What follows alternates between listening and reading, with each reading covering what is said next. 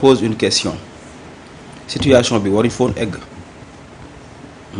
waruñu foon egg mon jeune frère l'a dit tout à l'heure situation bi waruñu foon egg parce que Sénégal dafa am fu ñuy xaar ci ay priorité ñu toll ci benn crise financière et économique gis Banque mondiale di ñu esseler notu Sénégal wàññeeku te gis nga il faut que ñu xam ne combat yooyu combat de la souveraineté boo koy mënee da nga ci wéet grande puissance yëpp ak lobby yëpp dañ lay xeex. parce que bëgguñu un pays africain buy woote bu am autonomie. bu taxaw woote souveraineté bu acclamer haut et fort que dañu war a am suñuy liberté. économique et monétaire moom suñu bopp am suñu xaalisu bopp suñu ressources yi ñu conserver ko téye ko mais dañ lay xeex Ousmane Sonko gis nga ci xeex lañ nekkoon ci opposition bi mu falu bëgg ko ne ci xeex ñu koy xeex ba léegi. boo leen jàppee ne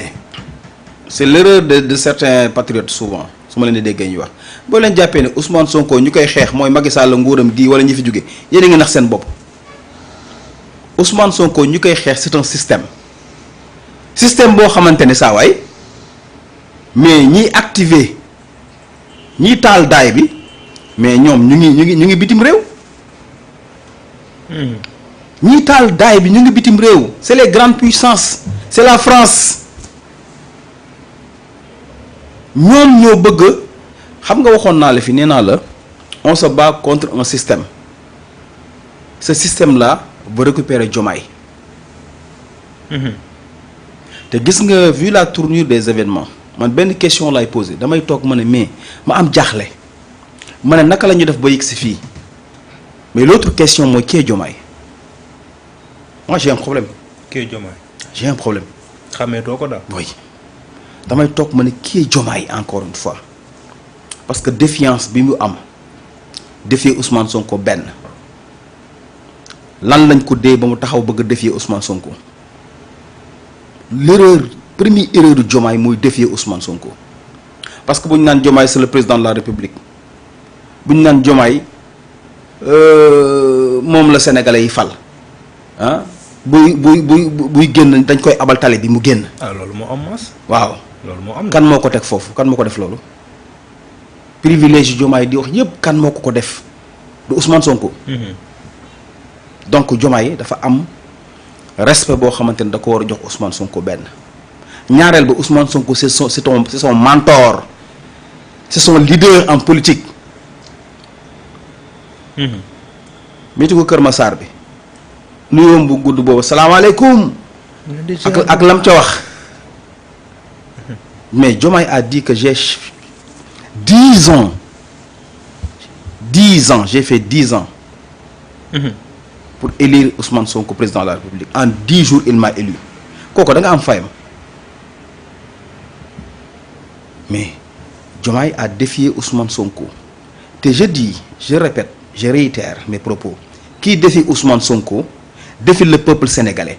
qui défie Ousmane Sonko défie la jeunesse. mais Mass foofu Ousmane Sonko moo défier Diomaye wala Diomaye moo. mais Diomaye moo défier parce que bu ñu Ousmane xoolee ci communiqué bi. Diomaye bi tëggoon nañ ko depuis mois de septembre. dama ne donc Ousmane Sonko bi mu ñëw ci meeting bi xam na lu xew. dama ne la trahison est actée depuis longtemps. xam nga Sénégal nag foog ñuy waxante dëgg des fois dañuy gis jaxaraan xam ne lii trahison la mais ñu ne fa di masla parce que jàmm lañ bëgg évidemment jàmm lañ bëgg dinaa ci ñëw léegi mais on analyse les faits d'abord. ñun ñëpp ku sañoon tey jii moo ñetti schéma yi ma teg te gisuma ku koy dindi ñetti schéma yooyu benn bi moo ñu gënal ci lañu nekkoon ñun ñëpp schéma bu njëkk bi mooy Sonko mooy Diomaye mooy Sonko te kan moo tax loolu am Ousmane Sonko kenn xamul woon Diomaye ba muy génn di campagne ñu naan borom bale bi borom sikkim bi Ousmane Sonko génn ànd ak moom. ne Sonko mooy Diomaye mooy Sonko mooy ku ma voteel ku voteel Diomaye man nga voteel ku fal Diomaye man nga fal et à travers Ousmane Sonko on a élu Diomaye président mais yaakaar yeeg espoir yëpp mi ngi lalu ci ndodd Ousmane Sonko parce que c'est le porteur du projet nga xam yaakaar ne bu ñuy demander ay comptes kan la ñuy demandé compte tey jii. Ousmane Sonko. te pourtant Diomaye mooy président de. moo ko fa. bu ñuy attaqué ku ñuy attaqué. Ousmane Sonko. bu ñu demandé ay résultats ku ñuy wax. Ousmane Sonko. bu jafe-jafe amee ci réew mi ku ñuy wax. Ousmane Sonko. voilà ça veut tout dire ça veut tout dire que dañu waroon fal njiitu réew toll ci tànn askan wi yëpp tànn Ousmane Sonko Macky Sall ak gàngooram association de malfaiteurs yi mu àndal fexe ba ci dossier bu ñàkk fayda éliminer la candidature de Ousmane Sonko Ousmane Sonko joxañ Diomaye ànd ak ngor gu mat sëkk joxañ Diomaye wax ay qualité ci moom waaye man li tax sama question bi ñu war ci taxaw seetlu mooy qui est Diomaye encore une fois kan mooy Diomaye parce que non saa waay attention gis nga non lii tàmbali xew nii tax na ñu bëri toog question bi muy posé la ñuy posé question boobu la ñuy posé wu kan mooy Diomaye en fait kan mooy Diomaye en fait parce que changement bi ci diggante bi dafa gaaw mais tu te rends compte on a élu Bassirou Diomaye Faye sur la base d'un projet qui est le projet Pastef projet boobu moo taxoon Ousmane Sonko ne ma personne importe peu ce qui est important mooy c'est le projet Pastef kon du sama jëmb ji moo am solo waaye projet bi ñu porté projet boobu lan moo ci jiitu woon rendre justice aux Sénégalais déjà ñëpp xam nañu réew mi dafa amoon problème de justice beneen bi mooy la reddition des comptes ñëpp ñi nga xamante ne dañoo luubaloon askan xaalisu Sénégal ces détourneurs de deniers publics la sàcc yii di conférence de presse ak di ñu amerde ñu coalition yaa xànju mais ñii tey jii ñu war a récupérer xaalis boobu rupture tax na mais ñu war leen a teg ñoom ñëpp ay daan mooy reddition des comptes bi ci topp mooy non martyrs on a tué des Sénégalais ici 3000 et quelques détenus des gens torturés qui traînent des séquelles am na ku ci ñàkk bakkanam cette semaine là ñu ngi ñaan suñu borom yërëm ko te xaari ko àjjana mais loolu tey jii Diomaye ñëw man ni projet bi dafa indi projet boppam encore une fois les gens se posent la question est-ce que Diomaye c'était pas le candidat de la France de France-Afrique parce que comportement bi Diomaye di mën ni vraiment du comportement souverainiste